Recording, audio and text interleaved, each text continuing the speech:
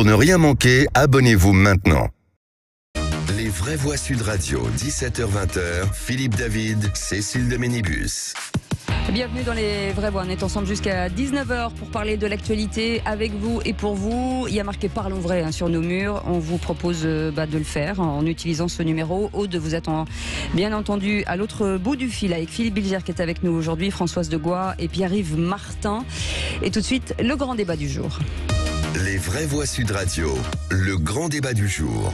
J'ai encore reçu des messages de personnes qui me redemandent le code promo. Bonjour, c'est pour effectuer un contrôle de la présentation des produits. Police ? Hein? Quoi? Comment? Pardon? Donc ils sont à 19,99 je crois sur le site, mais pour 2 achetés vous en avez 2 offerts. Alors qu'est-ce que vous êtes en train de faire ici? Depuis un petit moment j'utilise un objet, je vais vous montrer. Donc on va faire une petite inspection. Donc franchement, profitez-en. Occurrence, consommation, répression des fraudes, bonjour. Bonjour madame.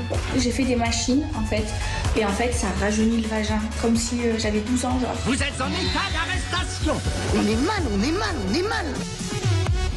Et au premier trimestre 2023, la répression des fraudes a constaté 30 infractions sur 50 sites internet d'influenceurs contrôlés, soit autant en 3 mois que sur toute l'année 2022. Réaction immédiate du ministre de l'économie. Écoutez.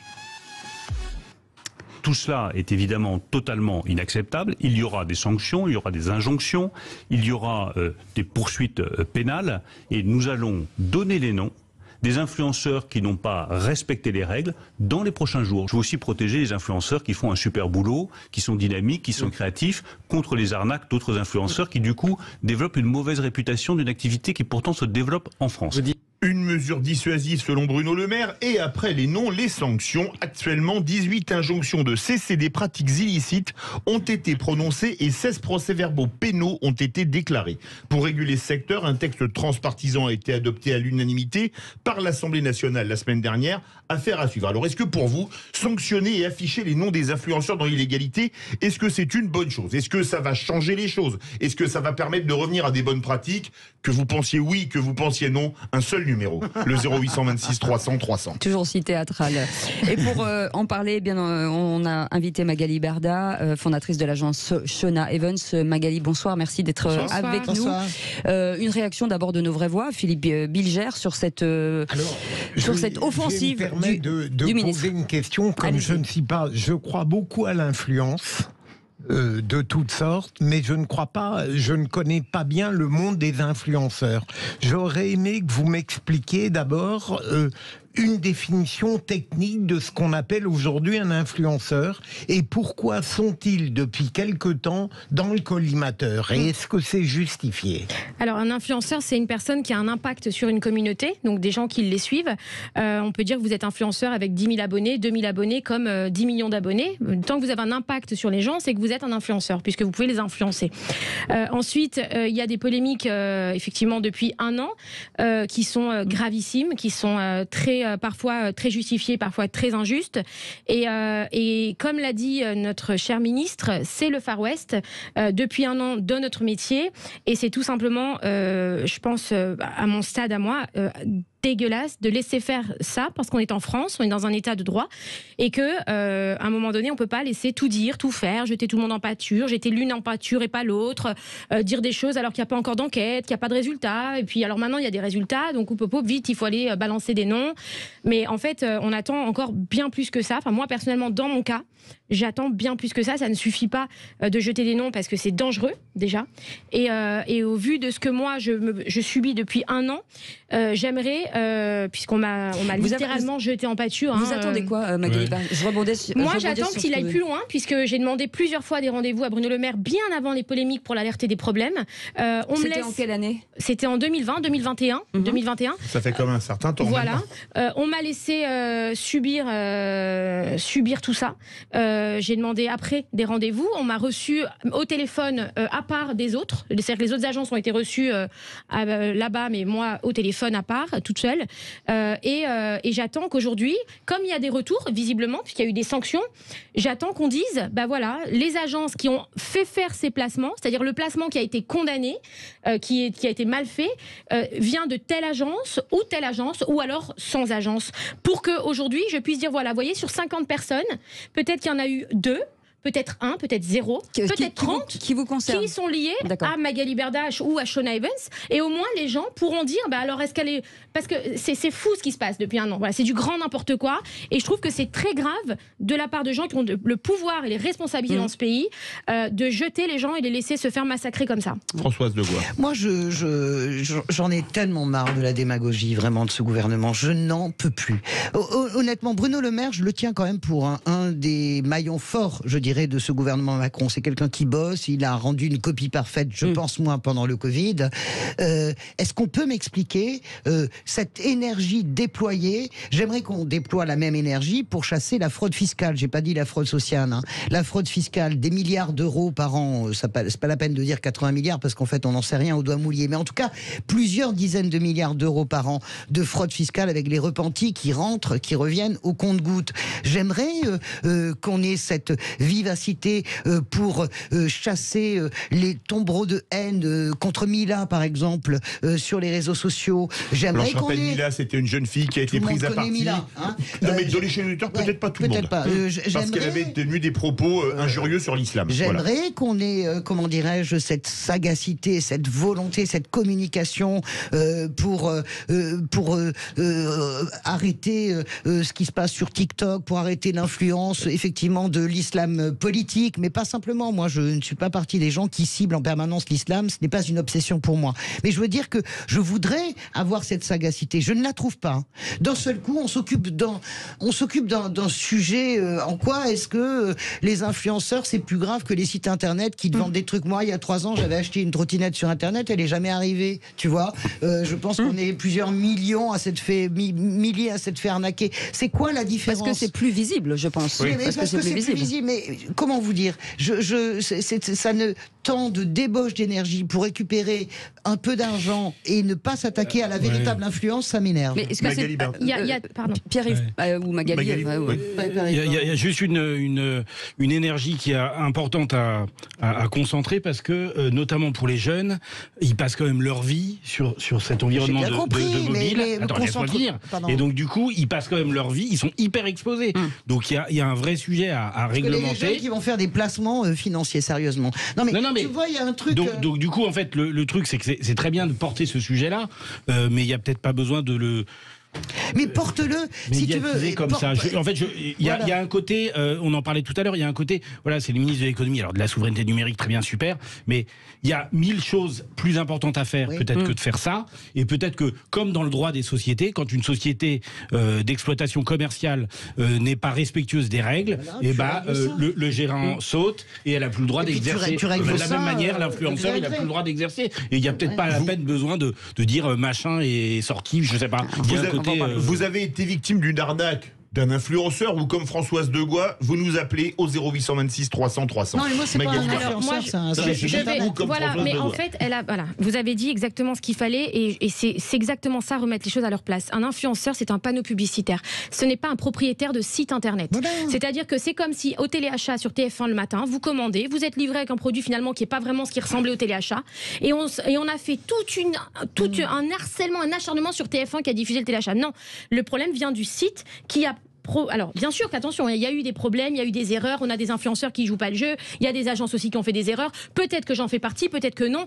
Pour l'instant, on ne sait pas. Il y a une enquête sur vous et sur les autres? On ne sait pas. Nous, pour l'instant, on nous a dit qu'il y avait une enquête ouverte, on l'a découvert en presse, mais pour l'instant, depuis un an, quasiment, pour l'instant, j'ai été convoquée nulle part. Donc, j'attends, et je n'attends que ça. Moi, je suis en France, je suis là, je réponds, ce qui est tout à fait normal. Donc, il n'y a pas de souci. Maintenant, ce ne sont pas les influenceurs qui vendent leurs propres produits. C'est que derrière, il y a des sites internet qui sont malhonnêtes, et des fois, on vérifie que le relais. Bien sûr, nous, des fois, on vérifie les sites internet qui sont carrés, qui sont parfaits, et ils livrent. Comment vous voulez vérifier ça? C'est compliqué. Donc, les gens qu'il faut aller vraiment taper, c'est les gens qui ont ces sites, qui ont arnaqué des gens. Les arnaqueurs numéro 1, c'est les gens qui ont ces sites, qui ne respectent pas le code de la consommation, qui livrent mal les gens. Oui, mais en même temps, quand vous êtes influenceur, vous vous doutez bien que si vous mettez en avant un produit qui est, par exemple, à 5,90 €, alors que dans la vraie vie, ça vaut 20 €, vous vous doutez bien en tant qu'influenceur que... Mais comme à téléachat, monsieur, à TF1, tous les jours.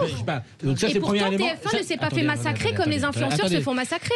Et deuxième élément, c'est qu'il y a aussi une responsabilité du consommateur, du client. C'est que on a aussi, on doit peut-être être éduqué, apprendre à faire le discernement, parce que il y a un côté, c'est la société du gratuit. Ça, c'est une énorme arnaque. Ça, c'est de croire que. Ouais. Pierre-Yves Martin, je rebondis sur ce que vous dites, Magali Berda. Est-ce que quand vous êtes à la base finalement des influenceurs, c'est vous qui avez quand même lancé plus ou moins cette mode. Est-ce que finalement c'était les balbutiements et que vous avez fait avec les moyens du bord et que aujourd'hui on vous tombe dessus tous, bien sûr, parce que ça n'existait pas et qu'à un moment donné cette industrie s'est lancée. Alors j'ai pas envie de dire tous, parce que moi il y a quand même un dossier à côté de cyberharcèlement qui est mené d'acharnement avec quand même 23 personnes qui ont été arrêtées. Ah, c'est bien. Bah, oui, là, moi, je c'est quand même la police a bien travaillé. Oui, la gendarmerie, c'est le service de l'OCLCH. C'est du jamais vu aujourd'hui, je crois. Enfin, je sais pas, mais c'est quand même un gros dossier.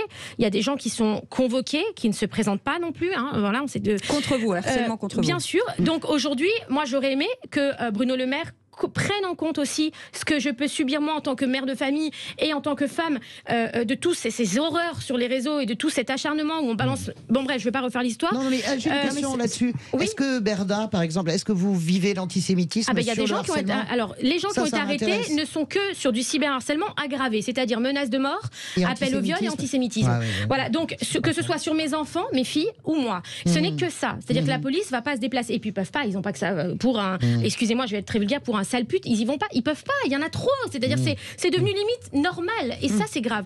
Et j'aurais aimé que le ministre Bruno Le Maire, qui s'exprime beaucoup sur les influenceurs en ce moment, ait un petit mot pour condamner le cyberharcèlement aujourd'hui qui est lancé contre moi, mes enfants et peut-être aujourd'hui les influenceurs qui va jeter en pâture bientôt parce que le contexte il est difficile aujourd'hui, il n'est pas normal. Comme je l'ai dit, ça n'est pas arrivé à TF1 par rapport au téléachat et pourtant il y a eu aussi des problèmes au téléachat. Ça c'est intéressant. Hein, on a une réaction au 0826 300 300. On va juste prendre Philippe Bilger juste avant. Sandrine, quittez pas, restez avec nous. On vous entend pas, Philippe. Pour quelqu'un qui ne connaît pas bien ce monde, Magali, vous pouvez donner un exemple de ce qu'on vous a reproché principalement? Alors moi, je ne sais pas encore ce qu'on me reproche. Je vous dis, je n'ai été convoquée nulle part. Vous avez été moi, j'ai été contrôlée par la DGCCRF à plusieurs reprises, enfin du moins Sean Evans, et on n'a jamais eu d'amende. Donc aujourd'hui, le procès qu'on me fait, c'est juste un procès médiatique, un acharnement qui est juste immonde.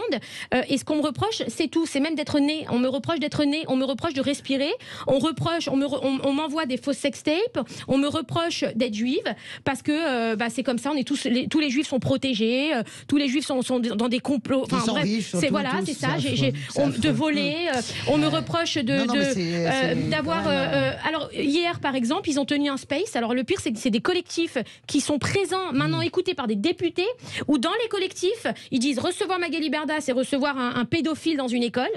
Attendez, ensuite, Magali Berda, c'est elle qui a fait les escroqueries des cols blancs. Je sais même pas trop ce que ça veut dire, mais bon, excusez-moi, je suis en face de vous, je suis là, je suis en France, je suis à Paris. Enfin, je veux dire, j'ai une vie, j'ai un passé.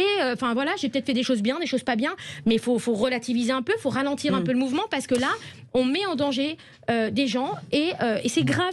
Donc le ministre, dans le contexte de ce qui vient de se passer dans mon dossier depuis un an, la prise de parole qu'il a eue hier, elle est dévastatrice. Pour moi, très dangereuse. Et pourtant, je suis sûre de ne pas être dans les 50, puisque j'ai pas eu d'amende, moi. Donc, j'attends que ça, justement. Mais en fait, j'ai pas envie de dire, allez-y, balancez, parce que, voilà, c'est grave. Allez, 0826 300 300, Sandrine qui voulait réagir. Sandrine, on vous écoute, vous êtes en direct. Oui, après moi, ce que je voulais dire, c'est que le monde d'Internet, des contrôles, je pense que c'est très compliqué. En fait, je pense que le gouvernement est totalement dépassé. Et après, moi, je pense que c'est totalement de la communication.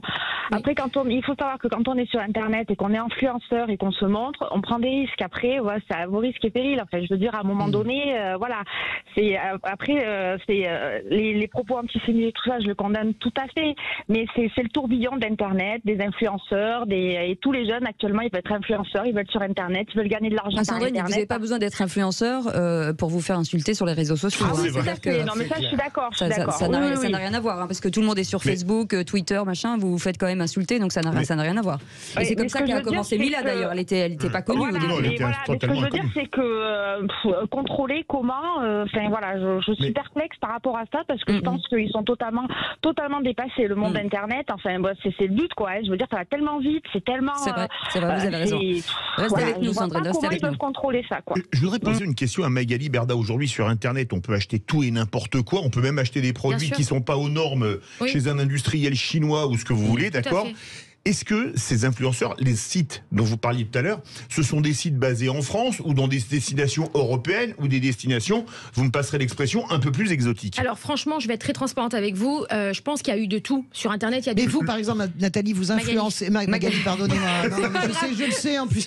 Vous influencez sur quoi? C'est-à-dire que vous dites, achetez ce produit. Quel est le produit sur lequel vous avez de l'influence? En fait, c'est tous les produits qui nous plaisent. C'est-à-dire qu'en fait, on reçoit, et les influenceurs sont de plus en plus critiques et ils sont de plus en plus exigeants, justement, parce que très clairement, il y en a qui se sont vautrés. Nous, on s'est vautrés au départ. On a présenté des produits, on pensait que c'était bien, et finalement, c'était pas bien. Donc maintenant, on est beaucoup plus sélectif. Du thé, c'est quoi les produits? Internet, comme elle l'a dit, la dame, Sandrine, c'est que effectivement, il y a de tout sur Internet, où vous venez de le dire. Et là où elle a raison, c'est que ça va très vite.